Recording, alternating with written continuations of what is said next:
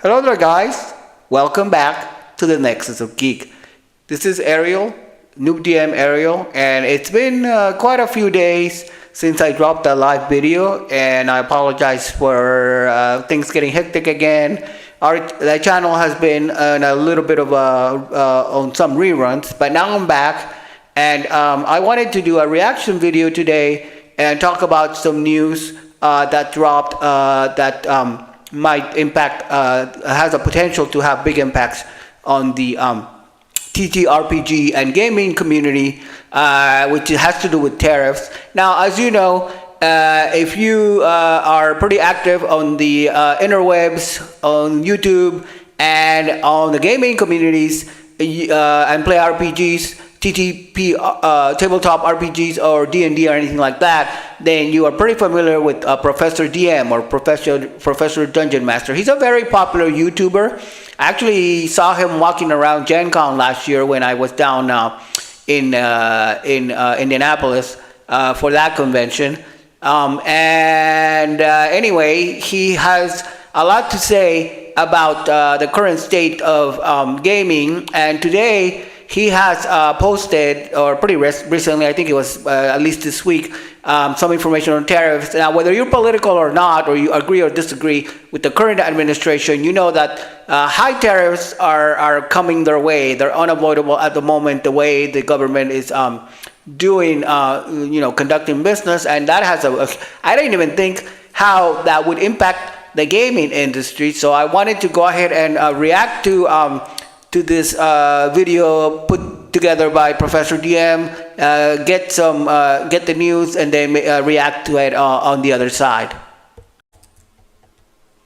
A couple of days ago, Steve Jackson Games posted this statement. On April 5th, a 54% tariff goes into effect on a wide range of goods imported from China. For those of us who create board games, this is not just a policy change, it's a seismic shift. At Steve Jackson Games, we are actively assessing what this means for our products, our pricing, and our future plans. We do know that we can't absorb this kind of cost increase without raising prices. We've done our best over the past few years to shield players and retailers from the full brunt of rising freight costs and other increases, but this new tax changes the equation entirely. Here are the numbers. A product we might have manufactured in China for $3 last year could now cost $4.62 before we even ship it across the ocean. Add freight, warehousing, fulfillment, and distribution margins, and that once $25 game becomes a $40 product. That's not a luxury upcharge. It's survival math. Some people ask, all right, so I won't really go into the whole video. At the beginning of the video, he talks about all the multiple layoffs that are happening on the Wizards of the Coast side.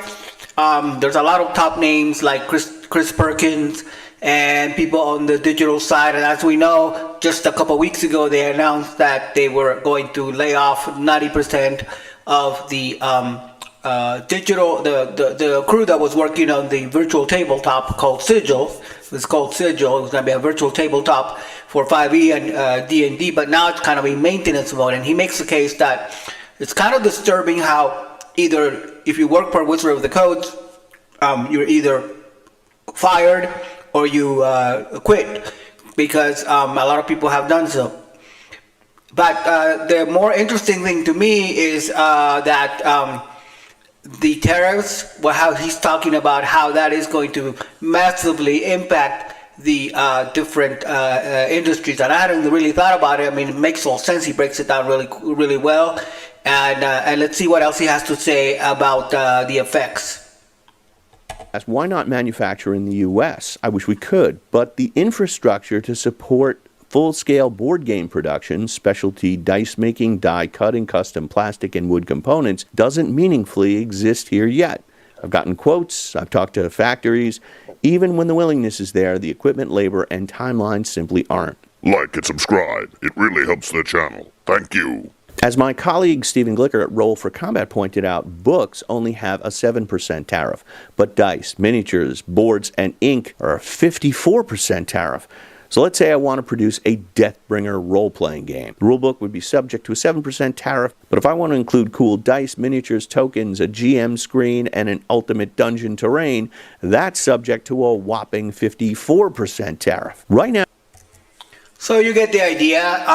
He goes on to talk about how there are a number of Kickstarters that have independent publishers have their Kickstarters going, and how that is the new tariffs have the potential to really adversely affect not so much big companies with big profit margins like Hasbro or other well-known brands, but the independent game publishers and the Kickstarters that you may have pledged already, because they have to pay for the shipping costs, and if they can't afford to pay the tariffs, then they don't put the extra inventory in a warehouse. It just gets destroyed, which is a total shame.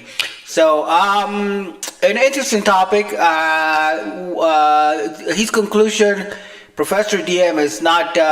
He said he's not going to be bold enough to predict what's going to happen, and nobody can really predict because the tariff wars between the U.S. and other countries is going to be an ongoing thing that it's happening in the news, and so we'll just have to wait and see how adverse it becomes. But right now, it's not really looking good. Okay, and lastly, we're going to finish up with this article from Fanatics. The author is, I believe, it's Cameron Nichols. Yes, Cameron Nichols. He's a senior editor, and it's talking about the same topic, how the tariffs. Actually, this was April 7th, not that long ago. How will the new U.S. tariffs impact Dungeons and Dragons? As an Amazon associate, I earned from my qualifying purchases. So while there's so much we don't know about the tariffs, the potential impact to both publishers and players is likely to be severe. And he breaks down, does a pretty good job of breaking down what the impacts are going to be. Tariff impacts, especially on Wizards of the Coast, which is a company that we all know that publishes D&D, increased printing costs, lost licensing opportunities. While the majority of WotC's Dungeons and Dragons products are books, the D&D brand is incredibly valuable and is routinely licensed out for use in toys, accessories, and other items. The vast majority of the merchandise is produced outside the U.S., so they look out fewer sources. That turns out to fewer sources of income. That means less capital for Hasbro.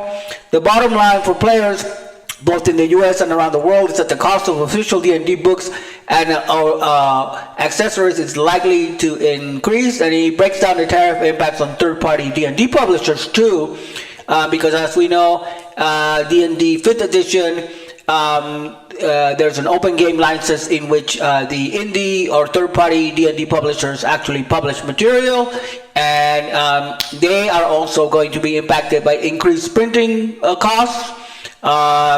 And it could lead to bankruptcy for smaller publishers. There are a number of smaller publishers around the world producing third-party D&D 5e content who will likely be put out of business due to the tariffs. Layoffs, we already with Professor DM. If you search his video and take a look at how many videos he's done about the recent layoffs, Kickstarter issues.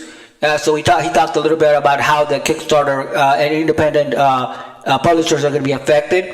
Fewer and more expensive accessories. So if you have fewer accessories, D&D is more than just books.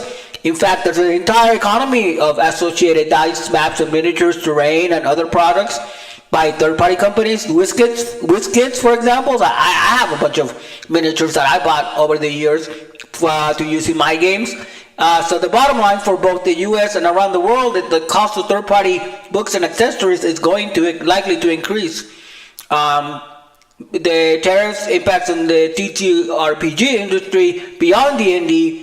It means bankruptcy for companies, increased costs, fewer new games, because over the past few years we've seen a number of popular new RPGs explode onto the scene. But if you put tariffs in place, then we'll see fewer of those. The fewer independently produced or Kickstarter-backed projects. So that's basically what he's saying, that costs are going to go up. The implementation of tariffs by the Trump administration is a direct tax on consumers, he says. That's his conclusion. It also represents a massive threat to both players and publishers of D&D as well as the broader tabletop gaming industry as a whole. It remains to be seen, however, how the community is going to respond. So they're going to go ahead and keep a close eye on that. So yeah, it's not a good time at all to be in producing gaming in the industry because of these economic factors. I mean, it's not a good time at all for economy in general.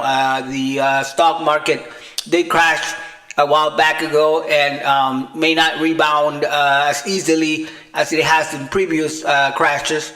And the bidding war or the tariff war between the U.S. and other nations, which under the current administration, like just today, as I'm filming this video, it was the tariff on China was supposed to go in effect at midnight, and who knows where it's going to stop. So, yeah, we're all just going to have to brace ourselves for higher cost consumer goods. Now, there is one silver lining that was mentioned. I don't remember if it was by Professor DM or something else that I read. I think it was his video where he talked about the fact that D&D Beyond and a lot of digital assets are obviously not affected by tariffs, and that's why it's good and bad, because I enjoy the hard copy books, and a lot of people do want to have our old school, and they don't necessarily want to just have digital assets. You know, they enjoy flipping through the pages, owning the books, and looking at the great art. So, but if they're gonna have to eat that some of those costs because you can't ship the products because it's more, the price of shipping is gonna go up, and so that will lead to more content for digital, and it could mean a faster, more expedited end to the printed works, at least for a while. So my advice is, if you have books and you like book, you might want to get a hold of them now. I think I will try to do the same and get some copies of these books that might go out of print, because they could eventually be, phased out. I mean, there's a lot of already published of like Curse of Strahd and those type of modules, but in the future, who knows what the future will bring. So anyways, that is my analysis of the tariff situation and some updated Dungeons and Dragons and RPG news. Thank you for watching. If you like it, go ahead and give me a like. Give this video a like, because it helps the algorithm. And I will talk to you guys next time. So may all your rolls be with you.